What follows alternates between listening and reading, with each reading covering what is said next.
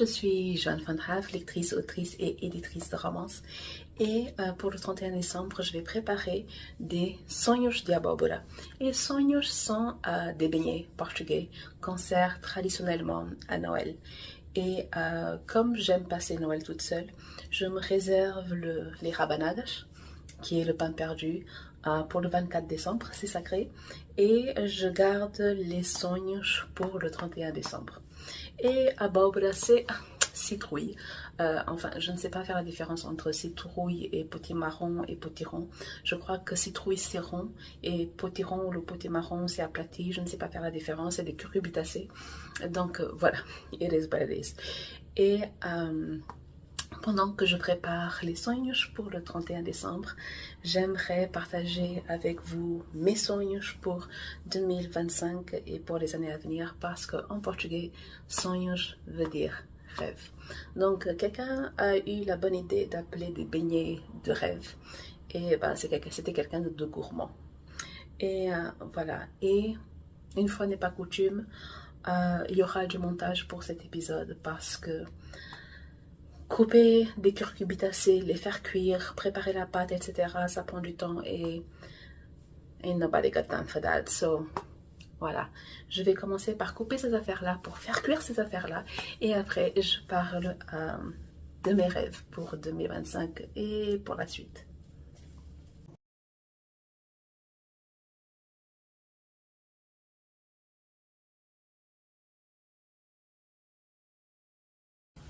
Pendant que les cucurbitacées sont en train de cuire après un bon petit massacre, je vais donc partager mes sonhos pour 2025 et pour les années qui viennent. Dans les premiers mots qui me viennent, c'est l'abondance. Et le mot abondance est plutôt galvaudé sur les réseaux sociaux et galvaudé et surtout formaté. On a l'impression que pour parler d'abondance, on a toujours la même idée d'abondance. Ce sont les millions d'euros de chiffre d'affaires, c'est le voyage en première classe, c'est être digital nomade à Bali parce que Bali est un pays à part entière. C'est toujours les mêmes images, toujours les mêmes couleurs, c'est du doré. C'est toujours la même vision. Et pour moi, l'abondance va au-delà de ce qui est matériel. J'accepte le million d'euros, merci beaucoup. Mais il y a plus que ça, au-delà du million d'euros. J'accepte les 2 millions et les 15 millions et les 100 millions aussi. Ce que je vais dire, mes propos sont parce que je suis angolaise. Normalement, quand je me présente, je dis que je suis luso-angolaise parce que c'est en tant que portugaise que je suis en France. C'est en tant que portugaise que je suis en train de réaliser certains de mes rêves. C'est en tant que portugaise que je suis en train de réaliser certaines de mes ambitions. C'est en tant que portugaise que je suis en train d'atteindre certains objectifs. Mais ma personnalité, mon individualité, ma façon de penser vient du fait que je suis angolaise et je suis angolaise depuis bien plus longtemps que je suis portugaise et c'est l'Angola, c'est avec l'Angola qui viennent mes réflexes, mon comportement, mes automatismes et surtout mes blocages. Et la société angolaise est une société ostentatoire, c'est une société qui bouge, qui évolue par les apparences.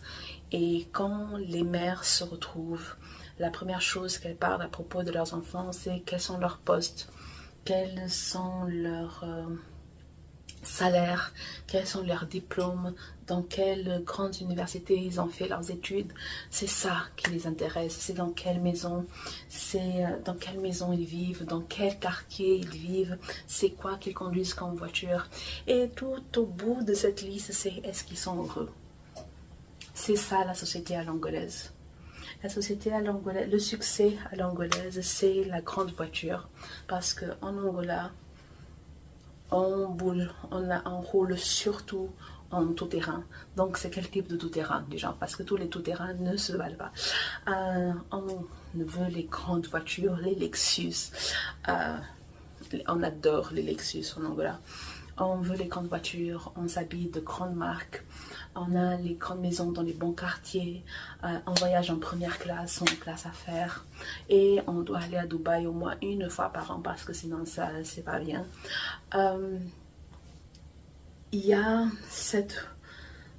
Et en plus, les Angolais sont un peu comme des moutons de panurge, du genre où un va, tout le monde va. Et donc tout le monde fait exactement les mêmes choses, tout le monde va dans la même direction. Et moi, dans tout ça, les gens, je suis artiste. Non seulement je suis artiste, je suis noctambule, c'est la faute à mes parents.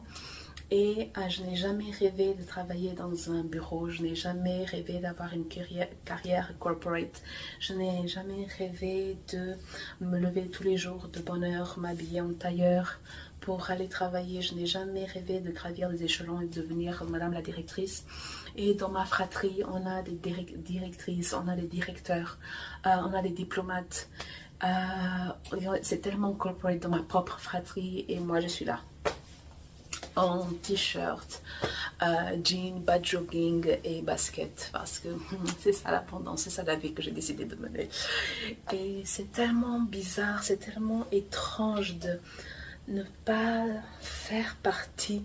C'est pas que c'est étrange de ne pas faire partie du moule, je n'ai jamais fait partie d'un moule quoi que ce soit, mais on me voit comme une sorte de brebis galeuse en Angola. C'est genre je ne suis pas normale, je n'entre pas dans le moule et en plus j'ai des horaires en total décalage. Je télétravaille, je télétravaille depuis 2011 et de 2011 à 2020 on a toujours dit Joanne est devant l'ordinateur. C'est à partir de 2020 qu'on a commencé à dire que Joanne travaille. Il a fallu 9 ans et une pandémie globale, une pandémie et un confinement global pour qu'on se rende compte que je ne suis pas juste devant mon ordinateur. 9 ans. Au-delà de ça, qu'est-ce que j'étais? J'étais rien. J'étais rien parce que je n'avais pas une ambition corporate, donc je n'avais pas d'ambition. Et pourtant, j'ai des ambitions. Mon ambition, c'est dans mon art, c'est dans mon écriture, c'est dans mes livres, c'est dans mon nom. J'ai des ambitions, mais j'ai pas les ambitions à la hauteur des ambitions angolaises. Et les ambitions angolaises, l'ostentation angolaise, c'est ça l'abondance à l'angolaise. Et c'est ça que je vois sur les réseaux. Et c'est de ça que je veux m'éloigner parce que pour moi, c'est pas ça. Comment ça se fait que quand tu parles de tes enfants, le bonheur est la dernière chose à laquelle tu penses? Comment quand tu es en train de parler avec tes amis, etc., que vous parlez de la réussite de vos enfants, vous vous fichez totalement s'ils sont bien mentalement ou pas, émotionnellement ou pas? On est à un stade en Angola où peu importe si ton mariage est de façade, peu importe si tu es une femme battue, si tu es un homme battu, peu importe si tu souffres, peu importe si ton mari a une double, triple vie, peu importe si tu n'es pas heureuse dans ta maison est une prison, peu importe pourvu que tu aies la belle voiture, tu as la belle maison, tu t'habilles de belles marques et tu voyages à Dubaï une fois par an. C'est pas ça l'abondance. Si ton mental est en train de partir en cacahuète pour cette abondance-là, c'est pas ça l'abondance. Ça, c'est un leurre. C'est un piège, c'est une prison. C'est une prison dorée, mais c'est une prison. Moi, l'abondance, c'est donne-moi 1 million, 2 millions, 100 millions si tu veux. J'accepte, je suis ouverte aux millions. Mais c'est être en paix. C'est la sérénité, c'est la sécurité, c'est le confort. Et le confort peut avoir 1000 visions. Et genre, si tu as besoin d'être dans un palais pour être confortable, soit. Je ne vais pas dire que c'est mal. C'est ta façon d'être confortable à toi. Moi, je suis confortable même dans une tiny house, donc ça me va. Si ton confort à toi passe par une première classe, vas-y cousine, vas-y. Ce n'est pas une critique. Genre, tu as ce que tu as. Moi, je m'en fous totalement d'être en économique. Mais royalement. Mes grands frères, par exemple, mes frères, pas mes grands frères, tous mes frères, par contre, ont plus de problèmes à être en économique que moi parce qu'ils sont grands. Ils ont en moyenne 1,86 m et pèsent en moyenne 100 kg. Ils ont besoin d'espace. Mais moi, en économique, je vais bien. Donc je m'en fous de quelle place dans l'avion je me place. C'est déjà un luxe d'être en train de me déplacer en avion pour aller quelque part.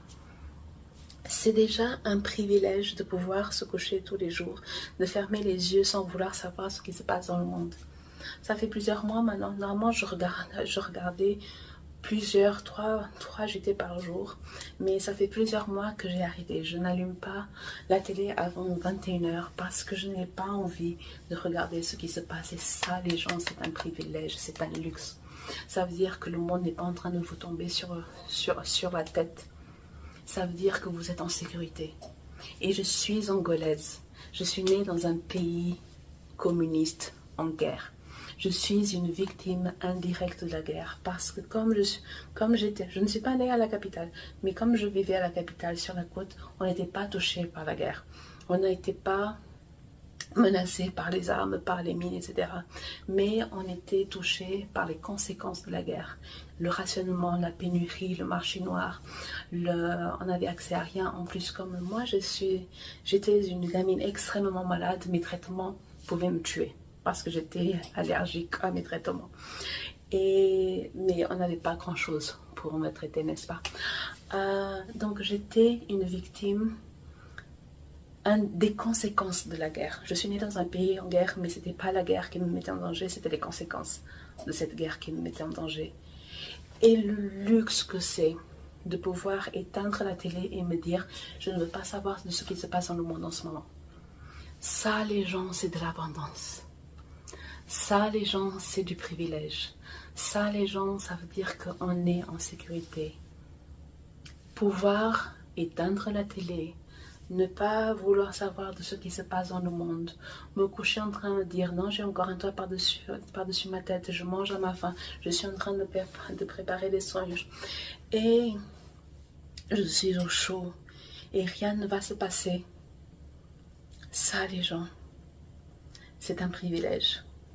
Ça, les gens, c'est de l'abondance. Et il faut quand même que je vérifie mes curcubitacées.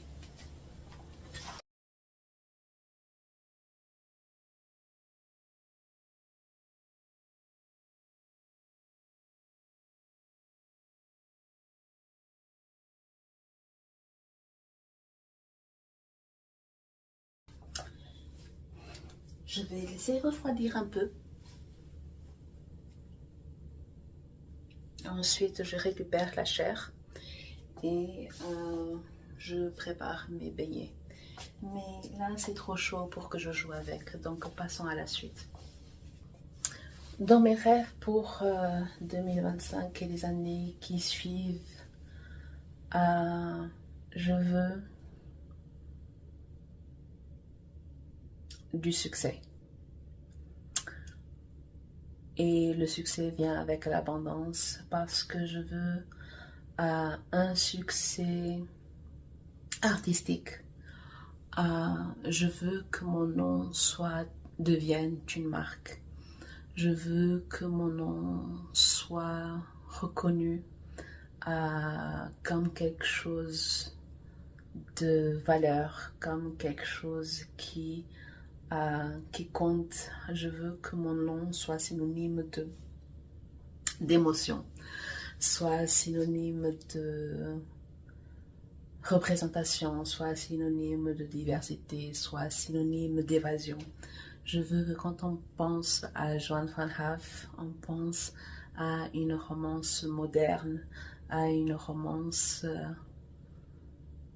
globale, à une romance contemporaine, à une romance qui fait rire, sourire, un peu pleurer parce que j'aime bien pleurer, pas que je sois sadique ou quoi. Je veux que mon nom ait un impact. Je veux que mon nom soit une marque et que ce soit une marque de valeur sûre. Et je veux du succès artistique par mon nom, par les histoires que je raconte, par les lectrices que j'atteins, que je touche, par les livres que je vends. Je veux du succès financier. Hello. Je veux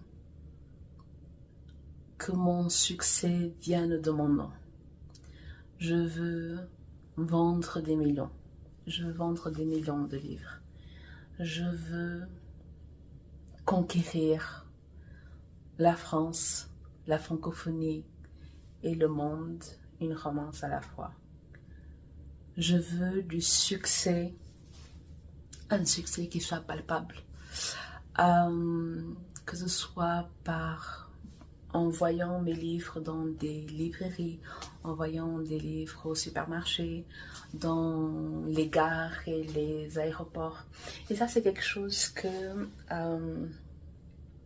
j'ai toujours eu envie, aussi lointain que je m'en souvienne.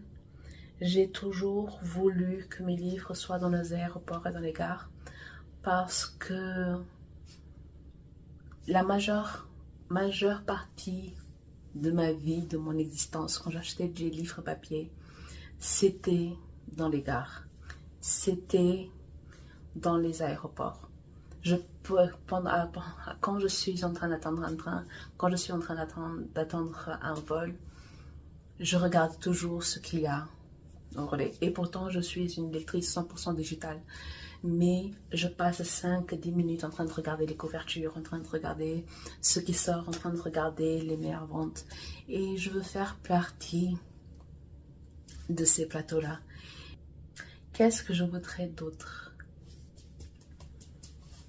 Je veux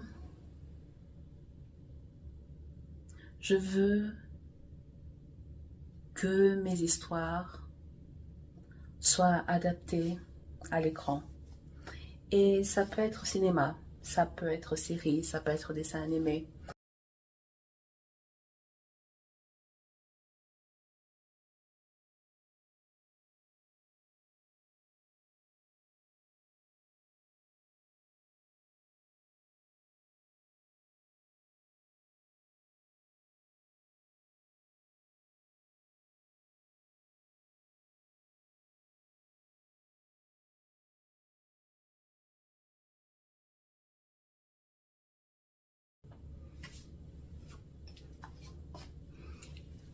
Est-ce que je suis pâtissière comme je suis romancière? Oui, c'est-à-dire à la one again. Est-ce que je devrais mesurer au moins la farine? Oui, est-ce que j'ai fait...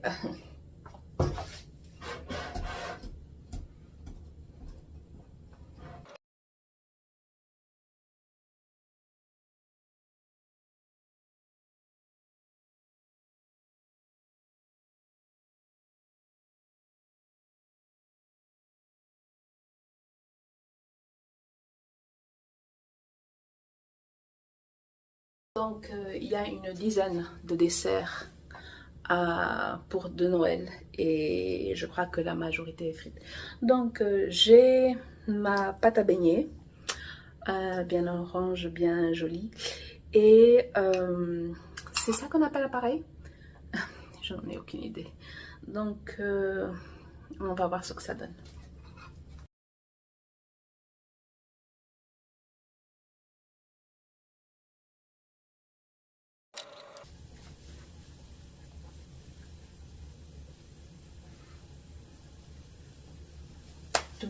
C'est encore plus décousu quand je suis en cuisine et quand je suis en train d'improviser un dessert traditionnel qui normalement a une recette, mais je suis à la one again, donc je ne suis pas de recette.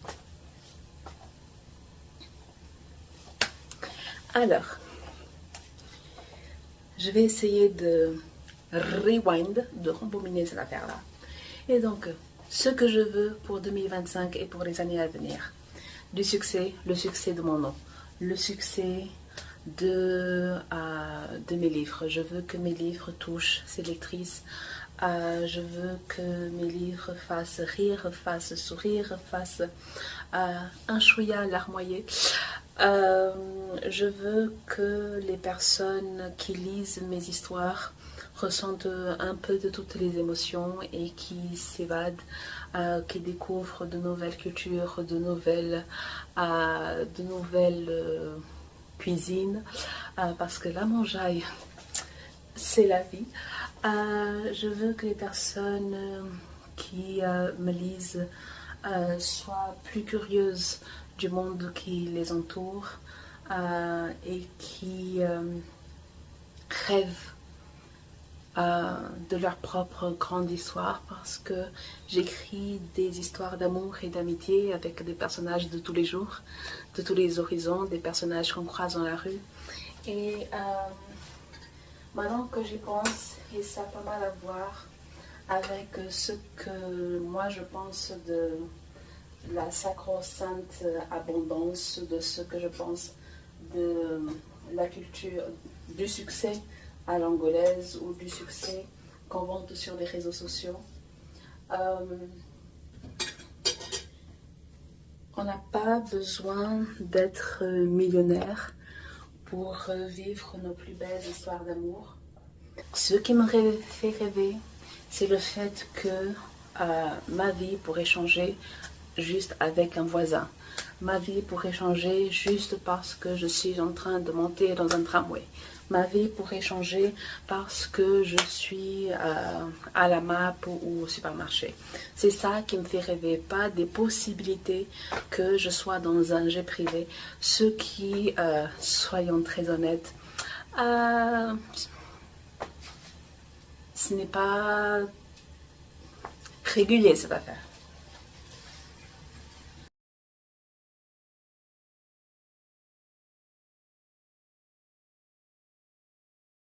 Le succès pour moi, c'est que mes lectrices veuillent continuer de me lire, veuillent découvrir tout ce que je peux leur offrir. Le succès pour moi, c'est que mes lectrices parlent de moi, fassent des heures de queue pour me voir, soit aient envie de me voir, aient envie de partager un moment avec moi, aient envie de mes dédicaces. Le succès pour moi, c'est si je lance quelque chose maintenant que mes lectrices aient envie d'y participer. Si je dis j'aimerais qu'on se réunisse dans un salon de thé quelque part et elles courront pour participer à ce rendez-vous, à cette soirée. J'aimerais être une valeur aussi sûre que mes lectrices ne douteront jamais de moi. Je rêve de vendre au moins 1 million d'exemplaires de mes livres. Je rêve de vendre 1 million d'exemplaires supplémentaires de traduction de mes livres. Je rêve d'être adaptée au cinéma, d'être adaptée en série, d'être adaptée en dessin animé. Je rêve que mes histoires et mes personnages inspirent des musiques, inspirent des artistes. Je veux que mon nom soit une marque. Et je crois que j'ai répété suffisamment de fois que je veux que mon nom soit une marque pour qu'on comprenne dans l'univers, si tu m'entends, que tu comprennes que je veux que mon nom soit une marque. C'est un épisode très décousu. Et c'est fini. C'est le dernier. Ou l'avant-dernier.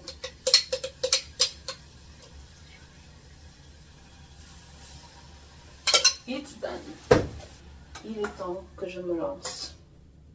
Il est temps que je perde la peur. Il est temps que je me jette à l'eau. Et il y a une chose que mon père m'a appris, il me l'a toujours dit, c'est plonge, tu apprendras à nager. Je suis introvertie, on ne dirait pas comme ça, mais j'ai vraiment du mal avec les nouvelles personnes, j'ai vraiment du mal à me mettre en avant, à être le centre de l'attention. C'est très facile quand je suis de l'autre côté d'une caméra parce que je suis seule. Je sais qu'il y a des gens de l'autre côté, par exemple quand je fais un webinaire, quand je donne des cours ou quand voilà, mais je les vois pas. et je me sens à l'aise de faire ce que je dois faire parce que je ne vois pas qu'il y a des gens en face de moi, je ne vois pas qu'il y a l'attention sur moi. Alors que dans la vraie vie, en présentiel, si on me dirige la parole, je deviens toute rouge. Je commence à trembler et j'ai du mal. Donc c'est quelque chose que je dois apprendre à gérer, que je dois apprendre à maîtriser. Et c'est quelque chose que je veux maîtriser parce que je veux me montrer. Il fut un temps où j'étais en train de dire ouais, romancière c'est le métier de mes rêves parce que je peux être en coulisses. Oh, l'innocence des années 2000.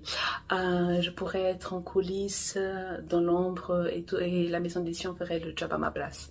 Ben, aujourd'hui, je suis une hybride et il faut que je prenne mon nom en main.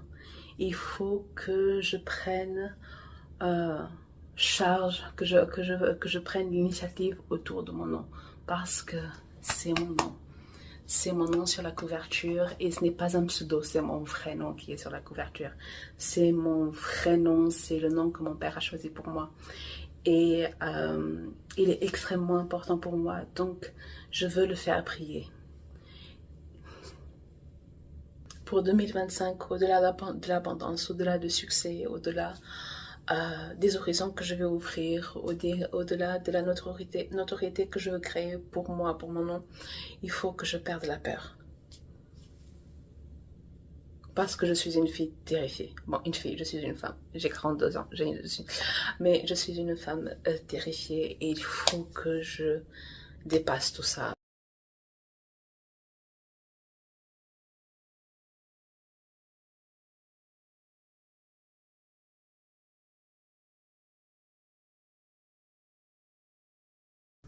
On dirait des petits coussins.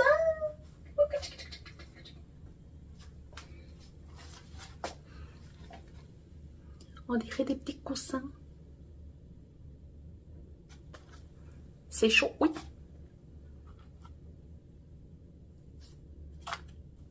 Oh. Des petites pillows. Ah, que c'est joli. Je vais pas manger maintenant parce que c'est chaud.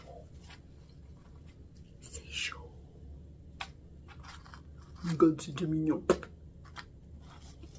Mais yeah. C'est chaud.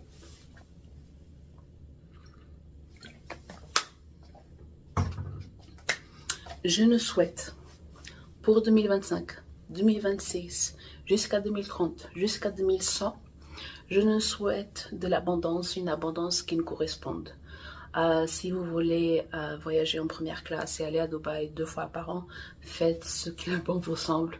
Mais si vous préférez aller dans la Creuse 2 fois par an, allez dans la Creuse 2 fois par an. Donc je vous souhaite de l'abondance qui vous corresponde, de la sécurité. Je vous souhaite de la santé, de l'amour, de la paix, là où vous êtes. Que les bombes ne tombent pas sur vos toits. Je nous souhaite beaucoup de lectures, beaucoup de livres, énormément de livres. Je nous souhaite d'atteindre nos objectifs et d'atteindre des objectifs auxquels on ne rêvait pas parce qu'on était encore trop modeste dans nos ambitions. Je nous souhaite de réussir et de réussir avec intégrité. Je nous souhaite tout le succès, tout plein de succès. Et quand on aura le succès, on laissera la porte ouverte pour que les autres qui viennent derrière continuent d'en avoir aussi, puissent en avoir aussi. Et je vous souhaite un nom, une marque dont vous serez fiers. Et devenez l'héroïne de vos propres vies, devenez vos propres stars, les stars de vos films du genre, devenez les protagonistes de vos affaires, devenez les héroïnes de vos décisions. Ne soyez pas passif. Moi, je suis extrêmement passive. Je suis Gémeaux, ascendant flemmard, donc je suis très passive dans mes affaires et c'est un tort, je le sais. C'est pour ça que j'essaye. Mais si jamais on devait adapter ma vie au cinéma, j'aimerais que ce soit quelque chose d'excitant et qu'on voit en moi un modèle à suivre et pas juste une coadjuvante de ma propre histoire. Donc, je nous souhaite à toutes et tous, et entre les deux, abondance, succès, santé, amour, paix, et d'argent, beaucoup d'argent. Et si vous pensez qu'il y a trop d'argent, après vous pouvez donner, j'accepte, par virement. Vous pouvez payer par virement ou cash. Mais je vous souhaite tout plein d'argent pour réaliser vos rêves et tout, et les rêves de vos proches. Et ouais, donc que ce soit l'abondance à votre image. Et bonne année. Ciao.